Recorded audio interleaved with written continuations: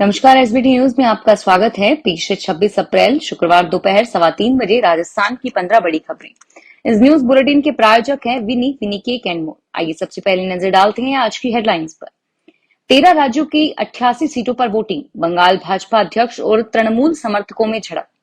राजस्थान की 13 लोकसभा सीटों के लिए वोटिंग, कांग्रेस प्रत्याशी ने लगाए बूथ कैप्चरिंग के आरोप। राजस्थान में शिक्षा विभाग का आदेश, अब गरिमामय पोशाक पहनकर आएंगे मास्टर जी।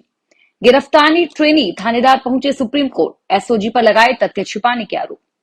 सीबीडीटी ने फॉर्म 1010 एबी भरने की समय सीमा 30 जून तक बढ़ाई। और अब खबरें विस्तार से सुनिए। 98वीं लोकसभा चुनाव के लिए सेकेंड फेज की 13 राज्यों और केंद्र शासित प्रदेशों की 88 सीटों पर वोटिंग जारी है और यह शाम 6 बजे खत्म होगी।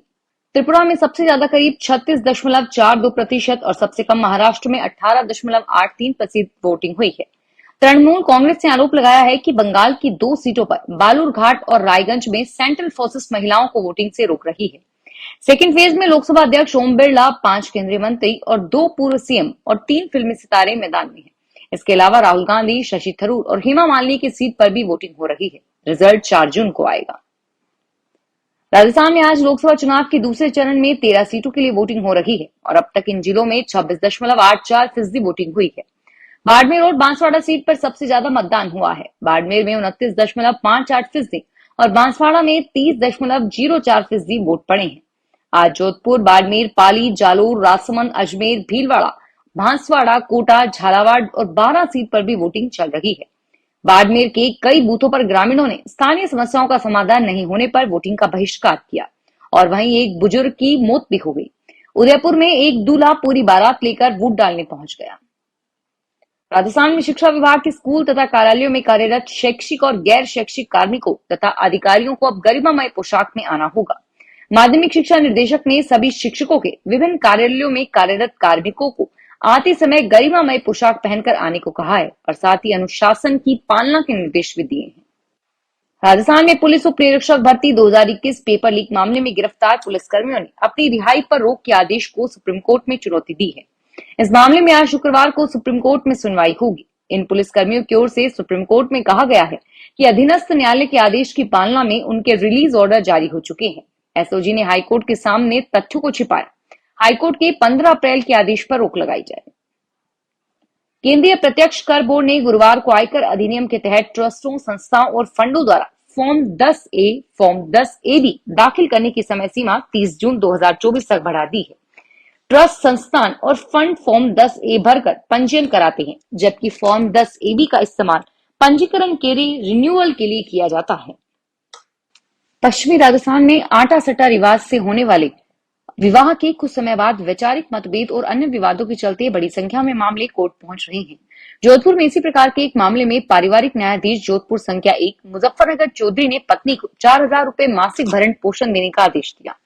ओसिया निवासी गुड्डी की शादी 2018 में बालेसर निवासी मदन के साथ हिंदू रीति रिवाज से हुई। आटा साटा प्रथा के तहत गुड्डी के ताऊ के लड़के की शादी पति के बहन से हुई। शादी के कुछ समय बाद ससुराल पक्ष में दहेज की मांग तथा अनपढ़ होने का ताना देते हुए गुड्डी को घर से निकाल दिया। प्रधानमंत्री नरेंद्र मोदी ने पश्चिम बंगाल के मालदा जिले में जनसभा में फिर संपत्ति बंटवारे को लेकर कांग्रेस पर निशाना साधा। मोदी ने कहा कि टीएमसी और कांग्रेस में तुष्टीकरण का कंपटीशन चल रहा है। टीएमसी सरकार बांग्ला में बांग्लादेशी घुसपैठियों को लगाकर बसाने का काम करती है। इन घुसपैठियों को आपकी जमीन और खेत पर कब्जा करवाती है और कांग्रेस आपकी संपत्ति ऐसे वोट बैंक में बांटने की बात कर रही है। चरण में 7 मई को मतदान होना है। राजस्थान में हॉट सीट बनी बाड़मेर लोकसभा सीट पर सियासी बवाल शुरू हो चुका है। यहाँ मतदान शुरू होने के बाद ही आरोप प्रत्यारोप शुरू हो गया है। यहाँ से निर्दलीय प्रत्याशी रविंद्र सिंह भाटी ने आरोप लगाया है कि बायतू विधानसभा में उनके पोलिंग एजेंट को बूथ से बाहर निकाला गया। भाटी ने कहा कि ईवीएम मशीन पर उनके नाम पर पट्टी लगा दी है, वोट देने आए प्रवासियों की गाड़ी को रोक दिया और इसके बाद भाटी ने अपने गांव में दुदोड़ा में वोट देने पहुंचे तो बोले कि आप गाड़ियां रुकवा देंगे, लेकिन जो आदमी इनके दिल में जगह बनाकर बैठा है उसे कैसे रोकेंगे। वे बोले कि पक्ष और विपक्ष साथ में चुनाव लड़ रहे हैं, इस लड़ाई में स्वागत है। राजस्थान में शुक्रवार को पश्चिमी विक्षोभ के सक्रिय होने से बारिश का दौर शुरू हो गया है। सुबह बीकानेर शहर के इलाकों में कई जगह बारिश हुई और साथ ही वोटिंग के दौरान कोटा और झालावाड़ में भी बरसात हुई। मौसम विशेषज्ञों के मुताबिक दोपहर के बाद बीकानेर, गंगानगर, हनुमानगढ़ और उदयपुर के आसपास भी मौसम बदल सकता है। पाकिस्तानी राजस्थान की सीमा पर एक साइक्लोनिक सर्कुलेशन बना हुआ है। इस सिस्टम के असर से राजस्थान में दोपहर के बाद मौसम में बदलाव होने की संभावना है। राजस्थान लोक सेवा आयोग की तर्ज पर अब राजस्थान कर्मचारी चयन बोर्ड ने भी बिना योग्यता भर्ती के लिए आवेदन करने वालों पर सख्ती प्रारंभ कर दी है।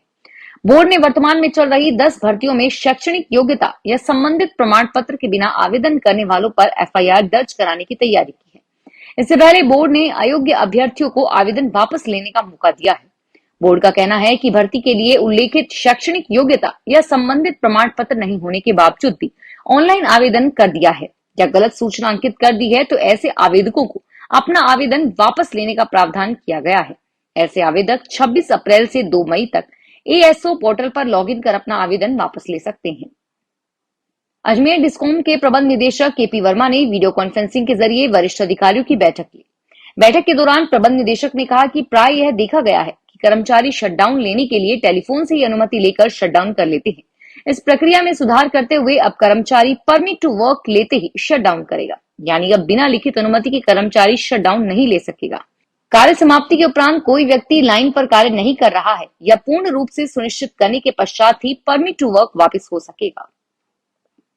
केला देवी के लक्खी मेले में इस बार दर्शनार्थियों की भारी आवक से राजस्थान रोडवेज निगम मालामाल हो गई है।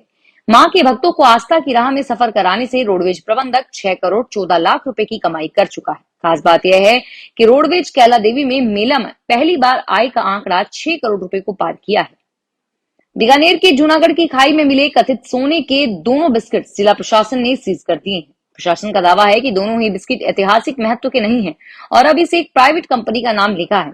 यह तय होना शेष है कि ये सोने के हैं या नहीं। फिलहाल रायसीन ट्रस्ट ने ये बिस्किट प्रशासन के पास पहुंचा दिए हैं। बिना सेंटर पर आए कबाड़ वाहनों का पॉल्यूशन सर्टिफिकेट जारी करने के मामले में परिवहन विभाग एक्शन मोड पर आ गया है।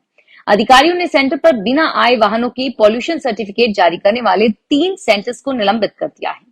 जयपुर में यह आदेश परिवहन आयुक्त डॉक्टर मनीषा अरोड़ा ने जारी किए हैं। सेंटर पर आए बिना वाहन पॉल्यूशन सर्टिफिकेट जारी कराने पर चित्तौड़गढ़ में छोटी सादड़ी स्थित पायल पीयूसी सेंटर और चित्तौड़गढ़ में ही वीएसएस सेंटर को निलंबित कर दिया गया है। ये सेंटर सब वाहनों के पॉल्यूशन सर्टिफिकेट जारी नहीं कर सकेंगे। अब रेलवे के कर्मचारियों को इलाज के लिए भटकना नहीं पड़ेगा। ऐसा इसलिए क्योंकि ऑल इंडिया रेलवेमेंस फेडरेशन की लंबित मांग को रेलवे बोर्ड ने हरी झंडी दे दी है। यूनियन के मंडल अध्यक्ष केएस अहलावत ने बताया कि एआईआरएफ के महामंत्री शिव गोपाल मिश्रा और सहायक मंत्री मुकेश माथुर द्वारा बोर्ड से इलाज के लिए संशोधित सूची जारी करने की मांग की है। फिलहाल इस बुलेटिन में इतना ही और फिर हाजिर होंगे तमाम बड़ी खबरों के साथ।